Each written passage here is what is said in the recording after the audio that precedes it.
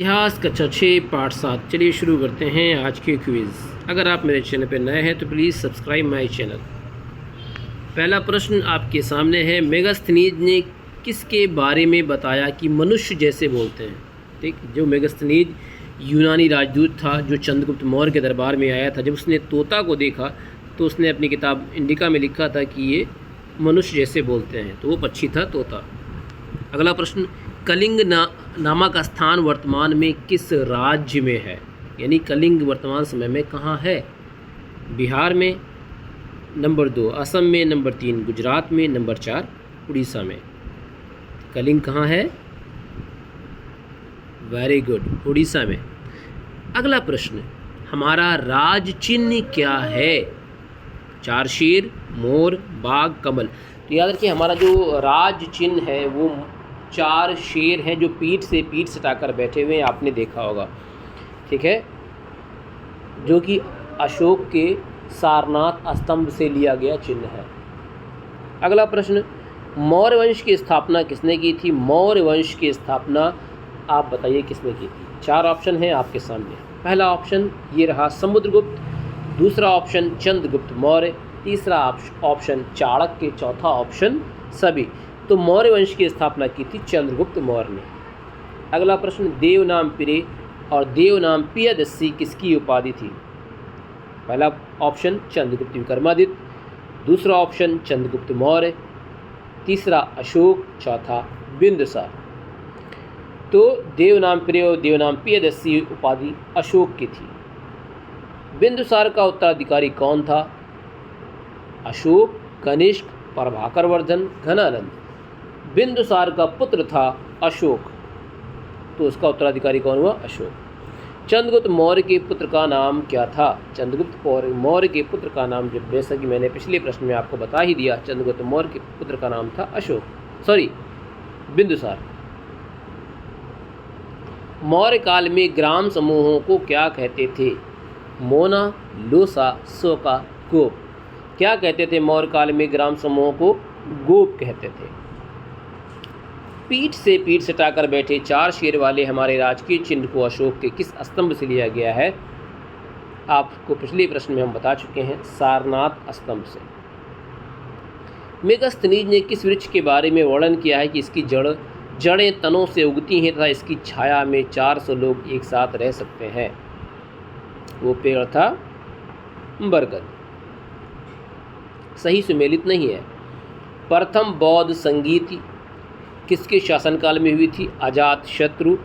द्वितीय बौद्ध संगीत कालाशोक, तृतीय बौद्ध संगीत अशोक और चौथी बौद्ध संगीत कनिष्क। लेकिन यहाँ बिंदुसार लिखा तो ये गलत है, ये सुमेलित नहीं है। एक बात याद रखिएगा, इसके लिए वो है ट्रिक है, अका अ से अजात शत्रु, का से कालाशोक, आ से अशोक और का से कनिष्क। तो अका अक याद रखिएगा, आपको चारों बौद्ध संगीत के बारे में याद रहेगा किसके शासनकाल में हुई थी। संगम साहित्य किस भाषा में लिखा गया है। संगम साहित्य तमिल भाषा में लिखा गया है। अर्थशास्त्र पुस्तक किसने लिखी है। अर्थशास्त्र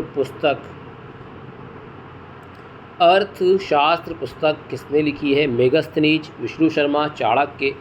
इनमें से कोई नहीं। चाणक्य को कौटिल्य भी कहा जाता है, इनके बचपन का नाम विष्णुगुप्त था। तो अर्थशास्त्र पुस्तक चाणक्य ने लिखी है। इंडिका पुस्तक किसने लिखी है। चाणक्य, मेगास्थनीज, कालिदास, भारवी। इंडिका पुस्तक लिखी है मेगास्थनीज ने। मौर्य वंश का अंतिम शासक कौन था। अशोक, कैंसिहक, विष्णु कुमार, वृहद्रथ। तो मौर्य वंश का अंतिम शासक था वृहद्रथ। कौटिल्य ने बालक चंद्रगुप्त को कौन सा खेल खेलते देखा।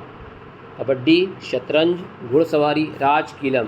कौटिल्य ने चंद्रगुप्त मौर्य को राजकीलम खेलते देखा था।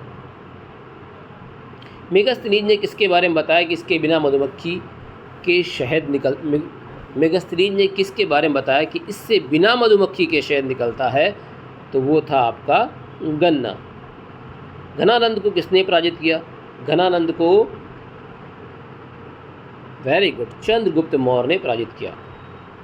मौर्य साम्राज्य में प्रशासन की सबसे छोटी इकाई क्या थी। ग्राम, कुल, परगना, विश, तो ग्राम। सेल्यूकस ने किस राजदूत को चंद्रगुप्त के दरबार में भेजा? सेल्यूकस ने कॉल जॉन, माइकल, मेगस्थनीज सभी। किसको भेजा था? मेगस्थनीज को। अशोक द्वारा आयोजित तीसरी बौद्ध संगीत का आयोजन कहाँ हुआ था? तो अशोक द्वारा आयोजित तीसरी बौद्ध संगीत हुई थी पाटलिपुत्र में। अशोक ने अपने पुत्र महेंद्र और पुत्री संघमित्रा को बौद्ध धर्म प्रचार के लिए कहाँ भेजा? Sri Lanka, Indonesia, Singapore, Nepal. तो श्रीलंका भेजा था महेंद्र और संघमित्रा को। मौर्य वंश की स्थापना कब हुई? 300 ईसा पूर्व, 560 ईसा पूर्व, 234 ईसा पूर्व, 322 ईसा पूर्व। मौर्य वंश की स्थापना हुई 322 ईसा पूर्व। मौर्य काल में जिले का प्रशासनिक अधिकारी कौन होता था? बिशप, राजा, कुलपति, स्थानिक। तो स्थानिक कहलाता था जिलाधिकारी, जो जिले का प्रशासनिक अधिकारी होता था स्थानिक कहलाता था। यूनानी लेखकों ने चंद्रगुप्त को क्या नाम दिया है? Sandrocottus, Megasthenes, Maurya, Kautilya. Sandrocottus कहा जाता, जो यूनानी लेखक थे उन्होंने चंद्रगुप्त मौर्य को सेंड्रोकोट्स कहा है। मौर्य साम्राज्य में प्रशासन के लिए नगर में कितनी परिषदें होती थी? 6, 5, 7, 2। वेरी गुड, 6 परिषदें होती थी। मौर्य वंश की राजधानी क्या थी? मौर्य वंश की राजधानी थी पाटलिपुत्र। कलिंग युद्ध के बाद अशोक ने कौन सा धर्म अपनाया? जैन धर्म, बौद्ध धर्म, इस्लाम धर्म, हिंदू धर्म। तो अशोक ने बौद्ध धर्म अपनाया था। किस युद्ध के बाद अशोक ने युद्ध न करने का निर्णय लिया? पानीपत का युद्ध। ये हो नहीं सकता क्योंकि ये तो बाबर और इब्राहिम लोदी का युद्ध हुआ था। मैसूर का युद्ध, ये आपका मैसूर के नवाब जो थे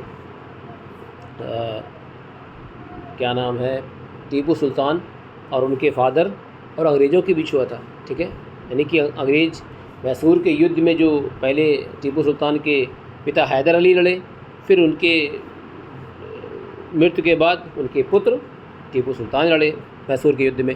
कलिंजर का युद्ध, कलिंग का युद्ध। तो याद रखिए। अच्छा, जो कलिंग का युद्ध है, कलिंग का युद्ध अशोक ने लड़ा था। तो कलिंग के युद्ध के बाद अशोक ने युद्ध ना करने का निर्णय लिया।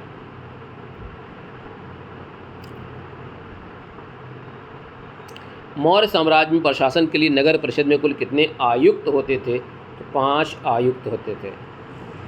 अशोक ने प्रजा को सही राह दिखाने के लिए कौन सा अधिकारी नियुक्त किए थे? शाहना, धम्म महापात्र सभी। तो धम्म महापात्र नियुक्त किए थे अशोक ने। इसी के साथ क्विज समाप्त हुई। मिलते हैं नेक्स्ट क्विज में, तब तक के लिए बाय बाय।